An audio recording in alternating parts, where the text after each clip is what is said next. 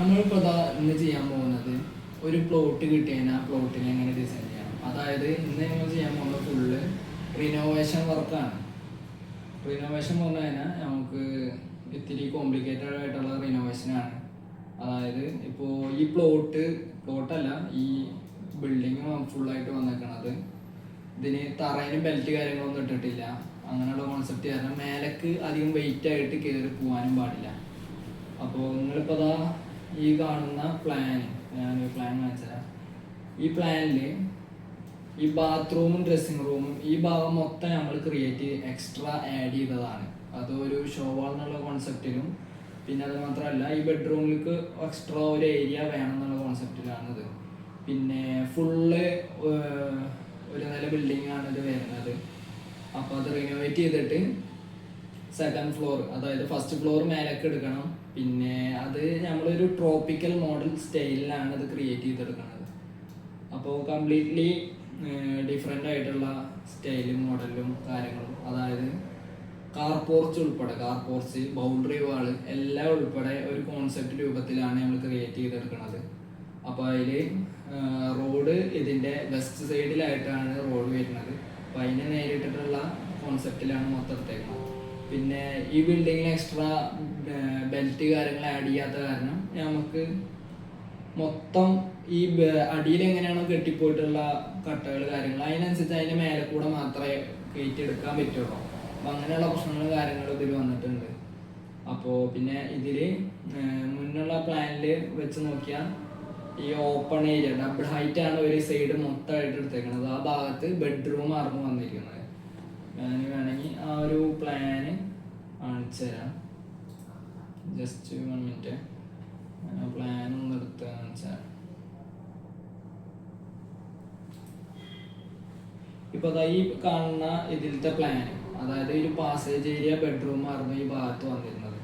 അതിനെ മാറ്റിയിട്ട് ഒരു ഓപ്പൺ, അതായത് ഡബിൾ ഹൈറ്റ് ഏരിയ, ഒരു stair area, dining area, washing area അതിൽ ആഡ് ആക്കിയിട്ട് വലിയൊരു വീട് എന്നുള്ള ഒരു കോൺസെപ്റ്റിലാണ് ക്രിയേറ്റ് ചെയ്തെടുത്തേക്കുന്നത്. ഇതാണ് എന്നിട്ട് അതിൻ്റെ എലിവേഷൻ ലാസ്റ്റ് ഔട്ട്പുട്ടായിട്ട് വന്നേക്കുന്നത്.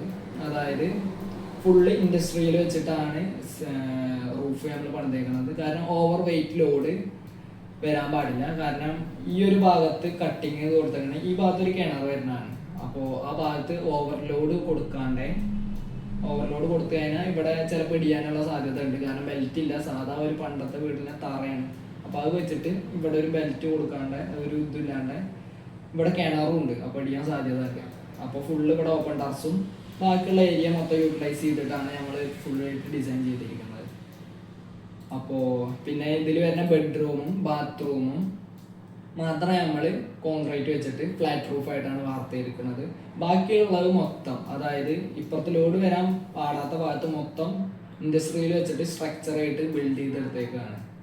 അതിൽ കംപ്ലീറ്റ്ലി ട്രോപ്പിക്കൽ സ്റ്റൈലിലാണ് ക്രിയേറ്റ് ചെയ്തെടുത്തേക്കുന്നത്. അപ്പോൾ നമ്മൾ മുന്നേ ഇൻസ്റ്റയിൽ അപ്ലോഡ് ചെയ്തിട്ടുണ്ടായിരുന്നു ഇങ്ങനത്തെ ഇതിൻ്റെ എലിവേഷൻ എലിവേഷൻ ഇങ്ങനെ ക്രിയേറ്റ് ചെയ്തെടുക്കാന്നുള്ളത്. ആ ഒരു ട്രെൻഡായ വീഡിയോൻ്റെ ഇതാണ് ലാസ്റ്റ് അതിൻ്റെ ഔട്ട്പുട്ട്. ആ ട്രെൻഡായ വീഡിയോയിൽ ഇട്ട ഔട്ട്പുട്ടാണ് ഇട്ടത്. ഇതാണ് അതിൻ്റെ ക്രിയേറ്റ് ആയിട്ട് ഫുള്ളായിട്ട് വന്നിരിക്കുന്നത്. അതായത് ഒരു കാറിൻ്റെ സ്ഥലം, അതായത് നമ്മൾ മുറ്റത്തേക്ക് എക്സ്ട്രാ നമുക്ക് ഗേറ്റ് എടുക്കാൻ പറ്റില്ല. കാരണം അതിൽ കാറിട്ട് തിരിക്കാനുള്ള ഒരു സ്പേസ് മാത്രമേ അതിലുള്ളൂ. അപ്പോൾ അത് കാരണം നമുക്ക് ഫ്രണ്ടിലായിട്ട് ഷോ വാളുകൾ ആഡ് ചെയ്യാൻ പറ്റില്ല. പിന്നെ അടിയത്തെ സൺഷെയ്ഡ് നമുക്ക് പൊളിച്ച് കളയാണ്ട് അതേ രൂപത്തിൽ നിർത്തുകാരനാണ് ഫുള്ള് ട്രോപ്പിക്കൽ രൂപത്തിലേക്ക് മാറ്റിയേക്കുന്നത്. കാരണം ഈ സൺഷെയ്ഡ് ഫുള്ള് സ്ലോപ്പായിട്ടാണ് കൊടുത്തേക്കുന്നത് അവർ. അപ്പോൾ അത് മാറ്റിയിട്ട് ഇങ്ങനത്തെ രൂപത്തിൽ എടുക്കുക പറയുമ്പോൾ പോസിറ്റീവായിട്ട് ചെയ്യാന്നുള്ള കോൺസെപ്റ്റിലാണ് മൊത്തം അങ്ങനെ ചെയ്തേക്കുന്നത്.